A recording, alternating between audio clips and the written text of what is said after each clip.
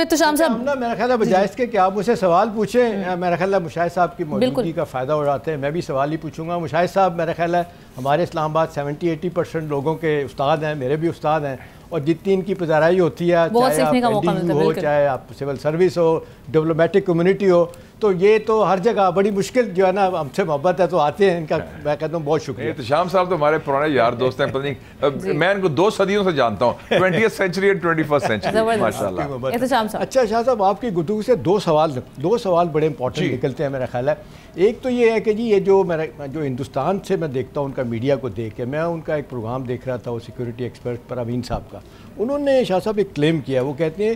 6 اور 7 کی رات کو national security adviser Ajit Doval نے امریکہ سے، چین سے، سعودی عرب سے، UAE سے، ترکی سے کانٹیکٹ کیا اور کہا کہ لڑائی کو آگے بڑھنے نہ دیں۔ اب دیکھیں ایک ان کا ایک اتنا امپورٹنٹ آدمی ہے، وہ ایک کنفرم کر رہا ہے، کہہ رہا ہے کہ جنہوں نے خود کہا کہ جی بات چیت کی جائے،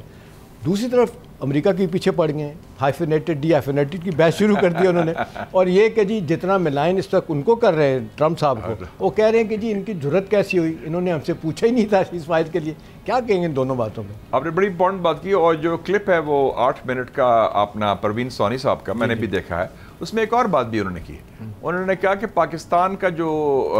دعوے ہیں وہ زیادہ مضبوط ہیں، کیونکہ جب بھارتی صاحب جو ان کا ایئر وائس مارشل، اس سے پوچھا گیا کہ آپ کے کیا لاسز ہوئے ہیں، انہوں نے کہا جنگ میں لاسز تو ہوتے ہیں، وہ ہم بتا نہیں سکتے قومی سلامتی کی وجہ سے، لیکن ہم نے اپنے ٹارگٹس اچیو کر لیا، ہم نے دہشت گردی ٹھکانے ڈالی۔ تو اس کا مطلب ہے کہ ہندوستان میں جو سنجیدہ لوگ ہیں، میں پروین سونی صاحب کو بڑا ہائیلی ریٹ کرتا ہوں، وہ بھی پاکستان میں ہمارے مرغلہ ڈائلاگ میں آئے تھے، ان کے میری بھی ملاقات ہوئی، ان کی آرمی چیف سے بھی ملاقات ہوئی، باجوہ صاحب تو نہیں ابھی بھی جنرل عاصم علی جب تھے، ابھی ریسنٹلی ہوا، جس میں کی نوٹ اسپیکر بھی تھا، ابھی اسلام آباد میں ہوا تھا، باجوہ صاحب کے دور میں بھی آئے تھے اور اب بھی آئے ہیں، اور ان کو اسپیشلی بلایا گیا تھا، یہ واگا کراس کر کے آئے، اور ان کی ملاقات بھی ہوئی آج چیف عوامی اسٹاف جنرل سید عاصم منیر سے۔ تو یہ بڑا بیلنسڈ آدمی ہے اور بڑا ایماندار آدمی ہے، اور اس کے خلاف کافی پروپیگنڈا بھی ہوتا ہے۔ تو انہوں نے تصدیق کر دی کہ جو پاکستان نے دعوے کیے ہیں، جو ایکچولی پاکستان نے حقائق پر باتیں کی ہیں، وہ صحیح ہیں، اور جو ہندوستان نے کوشش کی ہے توڑ مروڑ کرنے کی، وہ غلط ہے۔ اس میں شاہ صاحب فارن پالیسی سپیس کتنا کھویا ہے ہندوستان نے، جس طرح اب شروع ہو گئے ہیں پریزیڈنٹ ٹرمپ کے خلاف، اور یہ کہہ رہے ہیں کہ جی ہم نے تو کوئی بات ہی نہیں کی تھی، سیز فائر کا ان کو کیسے ضرورت ہوئی، وہ ہوتے کون ہیں؟ اب آپ کو نہیں لگتا کہ وہ جو ایک کنسٹینٹ پالیسی، فارن پالیسی امریکہ کی، وہ فری ہو گئی اب؟ لیکن سب سے بڑا جو لاس ہوا ہے نا، کہ آپ یہ دیکھیں کہ کسی ملک نے دنیا کے سوائے اسرائیل کے آپ کا ساتھ نہیں دیا، ہندوستان کی بات کر رہا ہوں وداؤٹ ایکسیپشن۔ اور جو آپ میں مان تھا کہ جی ہم انڈو پیسفک اسٹریٹجی میں، امریکہ نے ایک پہلوان تیار کر رہا تھا کئی 10-15 سال سے، کہ آپ نے ایک بڑا جن ہے چائنا، اس کا مقابلہ کرنا ہے ہندوستان نے، اس کے لیے اسلحہ بھی دو، ہتھیار چیزیں دو، ٹیکنالوجی دو، انڈو پیسفک اسٹریٹجی کا حصہ بنائے، کوڈ بنایا، فلانا کیا، اور بڑا کہ ہم ایک ایشین مقابلہ کریں گے۔ وہ تو جناب